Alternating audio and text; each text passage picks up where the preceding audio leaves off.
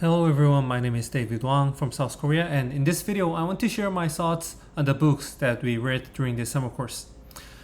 Before I share a book that has the strongest impression on me and my opinion about the chosen text, I want to talk about my thoughts on the overall class and the books that we read during this 5 weeks course.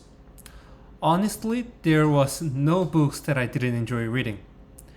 This class not only provides me an opportunity to read and analyze various texts, but also learn the three major branches of Western philosophy that are ancient Greek philosophy, Christianity, and the Enlightenment.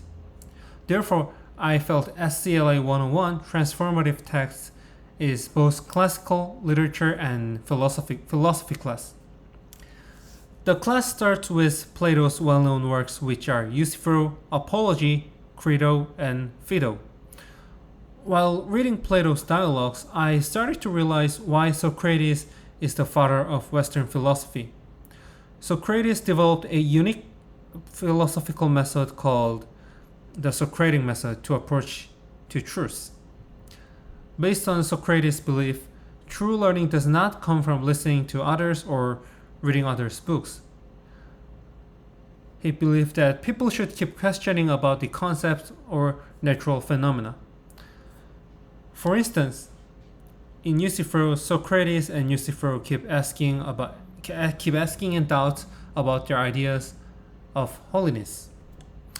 After finishing Plato's dialogue, we then moved on to the next book, which is the book of Genesis from the Old Testament in the Bible.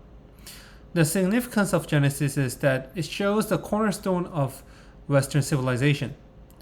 The morality and social obligations in Western countries are heavily influenced by Christianity. Therefore, it is helpful to read Genesis to understand these ideas. As a Christian myself, the stories were familiar to me, thus I could easily relate them to my life and understand the theme and the symbols in the text. I focused on two themes, which are faith and the promise of God during the reading.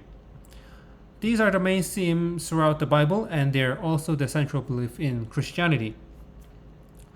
The third book was Dante Alighieri's Inferno from La Divina Commedia, also known as Divine Comedy. This epic poem represents the literature of the Renaissance era in Italy. However, Inferno also contains the medieval Christianity belief. The unique thing about Divine Comedy is that the entire poem is written in Italian, unlike the other books during that time that written in Latin. Inferno shows the combination of ancient Greek cultures with Christendom.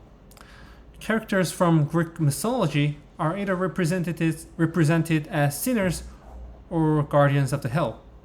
For instance, Helen of Troy is a sinner of carnal lust in the second circle of hell, whereas Minos is guarding the gate of hell in the second circle, and Cerberus or Kerberos in Greek is warder of the third circle.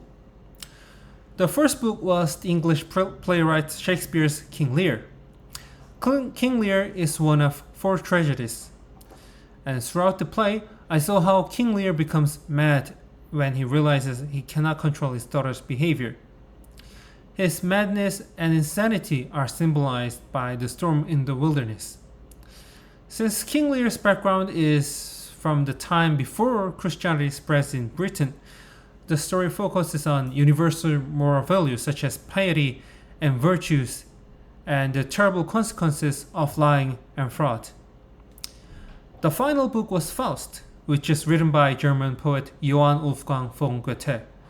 Faust has a similar storyline to the Book of Job from the Old Testament. Both of these stories start with the devil suggesting a deal with God. However, unlike the Book of Job, which deals with the faith in God and its consequences, Faust explores the struggling of humankind to become a better self. Goethe believed that action is creative and thus being the ruling force of the world.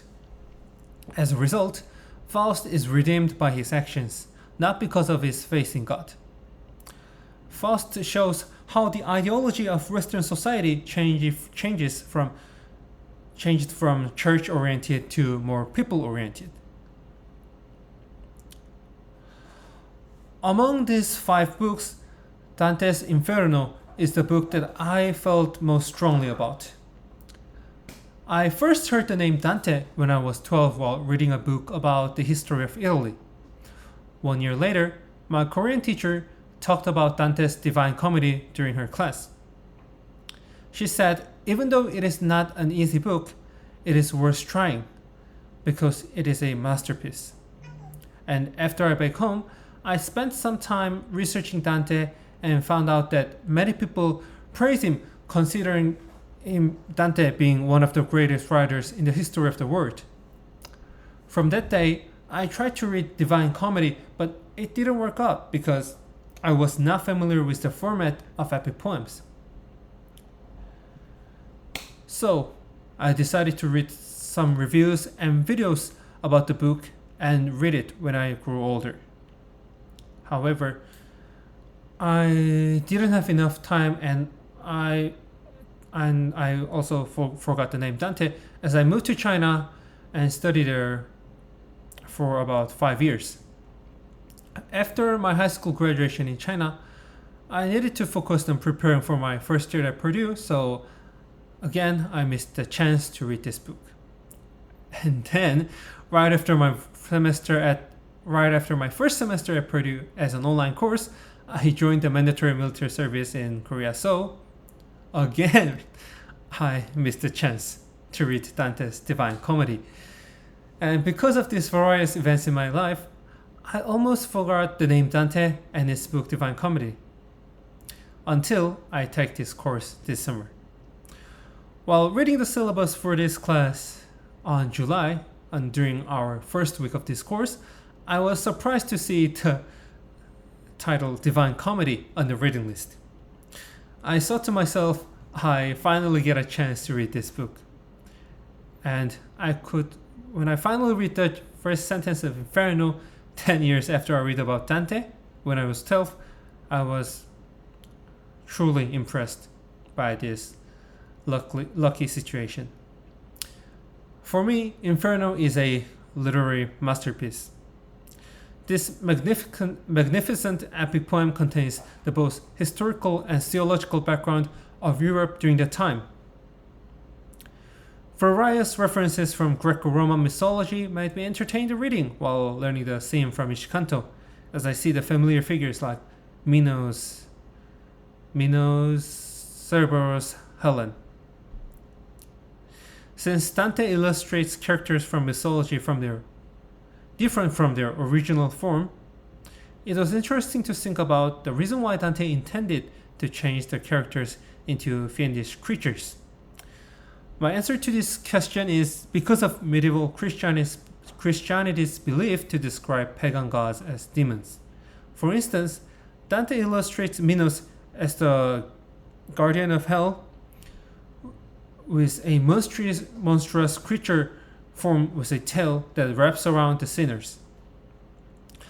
And in terms of references from other literary works, I was surprised to see Dante using the reference from La Chanson de Roland, which is also known as Song of Roland.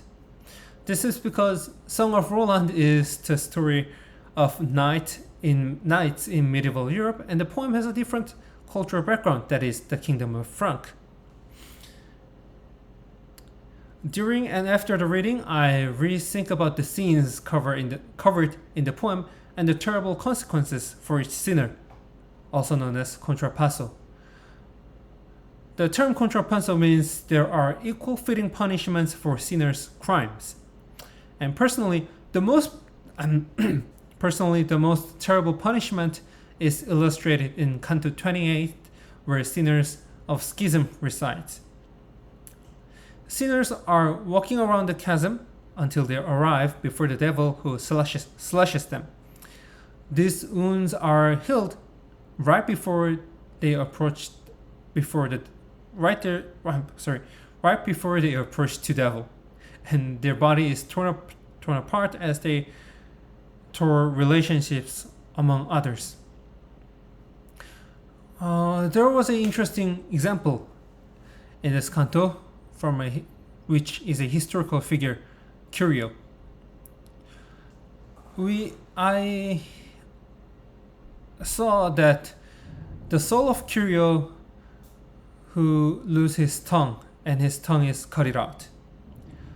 Curio is the man who counsels Gaius Julius Caesar to cross the Rubicon River and start the war in the Roman Republic. I learned that Dante viewed the act that brings turmoil in society as one of the most terrible sins. And right after I finished the final canto of Inferno, where Virgil and Dante finishes their journey in hell, I decided to read the next two parts, which are Purgatorio and Paradiso, during this semester. And thanks for watching this video.